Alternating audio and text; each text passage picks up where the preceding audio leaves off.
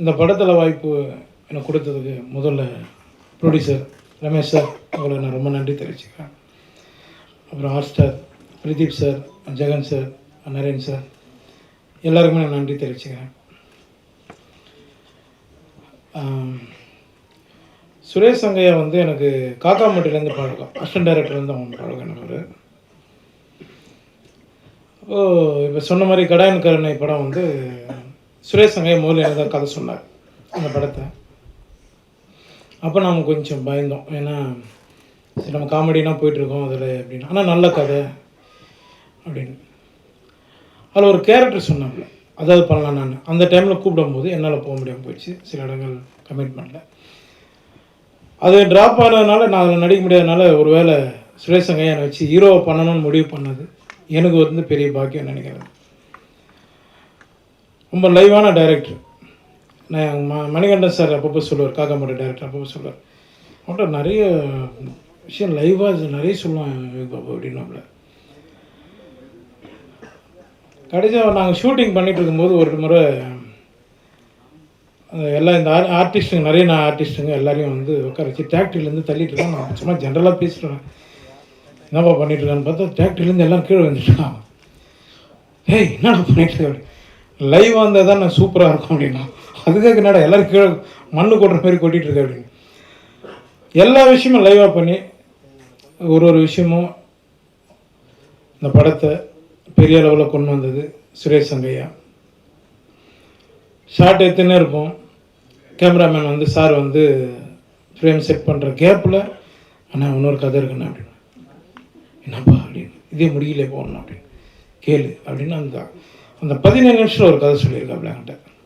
அடுத்த படம் தான் பண்ணுறோம், ரமேஷ் சார்கிட்ட போய் போட்டுருவோம் போயிட்டு அப்படின்னு. நல்ல டைரக்டர் மிஸ் பண்ணிட்டோம். கருப்பணியப்பன் சாருக்கு நான் ரொம்ப நன்றி தெரிவிச்சுக்கிறேன் சார். ஏன்னா எனக்கும் அவருக்கு ஒரு பெண்டிங் இருக்குது, சீக்கிரம் அதை சந்திச்சிடலாம் சார். ஜெகன் சார், உங்களோட நான் யாழோட சிறப்புக்கான படம் பண்ணேன். அன்றைக்கி அவர் சொன்னது உண்மைதான், ஆனால் அது எப்படி சொல்கிறது சார், நான் வந்து உங்களை வந்து அண்ணனா பார்த்தேன் சார், அவ்வளோதான் சார். அப்புறம் நெல்சன் சார் சொன்னார், சீக்கிரம் அசிஸ்டன்ட் டைரக்டர் நிறைய வாய்ப்பு கொடுங்கன்னு.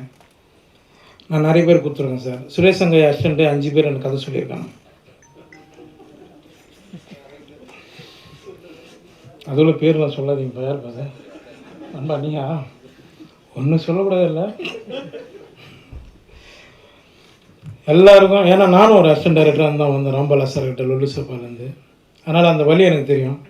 இன்றைக்கி வர்றதுக்கு முன்னாடி ப்ராமிஸாக சொல்கிறேன், வர்றதுக்கு முன்னாடி 3 பேர்கிட்ட என் கார்டனில் கதை கேட்டுட்டு தான் வரேன். சார் சொன்ன மாதிரி பணம் முக்கியம் கிடையாது. இதே பரணி ஸ்டுடியோவில் ஏவிஎம்லாம் வந்து ஒரு டைலாக் 2 டைலாக் பேசுறதுக்கு ரோட்டில் நின்று இருக்கேன். பணம் முக்கியம் இல்லை சார், கரெக்ட் தான் சார். மேடை ஏறி சாமி இல்லைன்னு சொல்கிறத விட, ஆமாம் சார், அப்படி பார்த்தோன்னா நம்மளால் இஎம்ஐ கட்டவே முடியாது சார். ஊறப்பட்ட பிரச்சனை இருக்குது. அத்தனை அசிஸ்டன்ட் டைரக்டர் போகிறாங்க, இன்னைக்கு யார் சார் எந்த ப்ரொடக்ஷனில் நீங்கள் வந்து அவங்களுக்கு ஒரு வாய்ப்பு கொடுக்குறீங்க? கரெக்ட் தானே?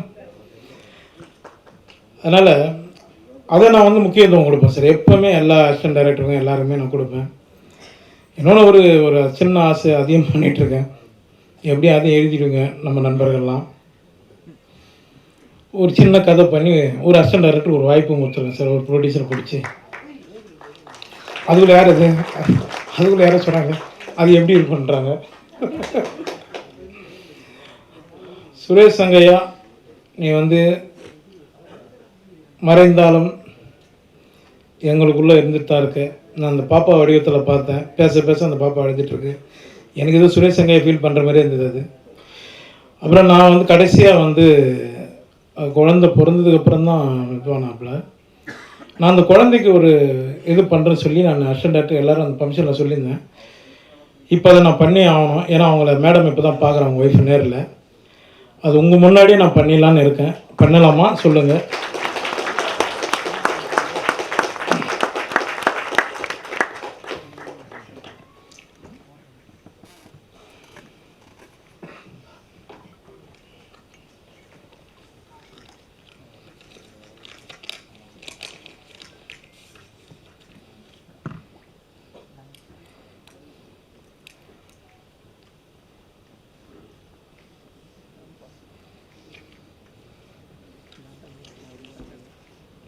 ஒரு செகண்ட், சாரி.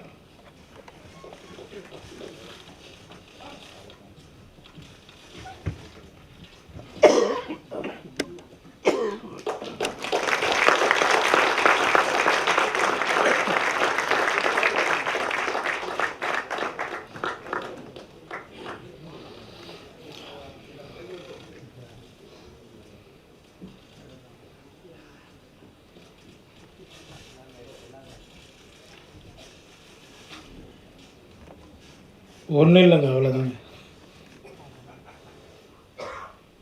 வாங்க, யார் ஒன்றாலும் வாங்க, நான் படம் பண்ணுறேன்.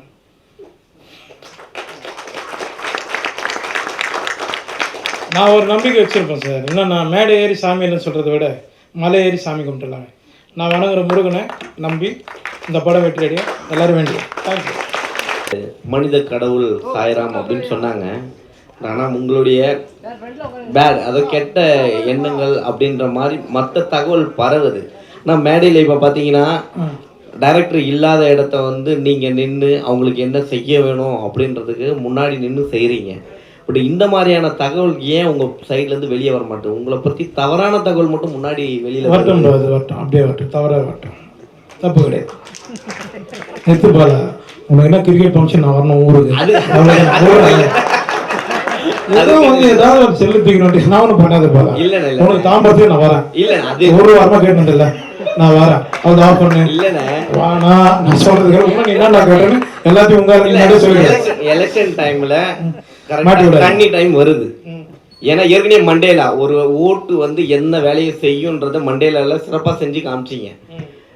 இப்போ அதே எலெக்ஷன் நிஜமா கரண்ட்ல வரப்போகுது. இந்த டைம்ல தண்ணி எடுத்துட்டு வந்திருக்கீங்க. இதுல ட்ரைலர்லயே பாத்தீங்கன்னா மனு எழுதி போடலாமாடா கேட்கும் போது டக்குன்னு ஒரு வார்த்தை சொல்றீங்க, வடம் அடிக்கிறதுக்கா அப்படின்னு. டைரக்டரோட பஞ்ச், நீ டைரக்டர். ஓகே, டைரக்டர் அந்த டீமோட கேளுங்க, டீம் கிட்ட கேளுங்க, அது அவங்க சொல்லுவாங்க. நானா எழுதுனேன் இல்லைண்ணே. கலைவாணருக்கு அப்புறம் அவர் தான் பாட்டுல சிரிப்புல எல்லாத்தையும் மெசேஜ் சொல்லிட்டே வந்தாரு. அதுக்கப்புறம் சின்ன கலைவாணர் விவேக் சார் சொன்னாரு. அந்த இடத்துக்கு யோகி பாபு சார் வந்து கொண்டிருக்காரா? அது நீ சொல்லிதான் தெரியும் நான் வந்திருக்கேன் அந்த இடத்துக்கு. ரொம்ப நன்றிப்பா. பேர் கேட்கல, நீ சொல்லி ஹாப்பி. செயின் எங்க வாங்கினேன், வாங்கிட்டு 3 பிரஸ் மீட் போய். நெக்ஸ்ட் லவ்லன் அவர்கள்ட்ட கேள்விகள் இருந்தா கேட்கலாம். ஓகே, போட்டோஸ் எடுத்துடலாமா? ஒரு குரூப் போட்டோ எடுத்துடலாம் ப்ளீஸ்.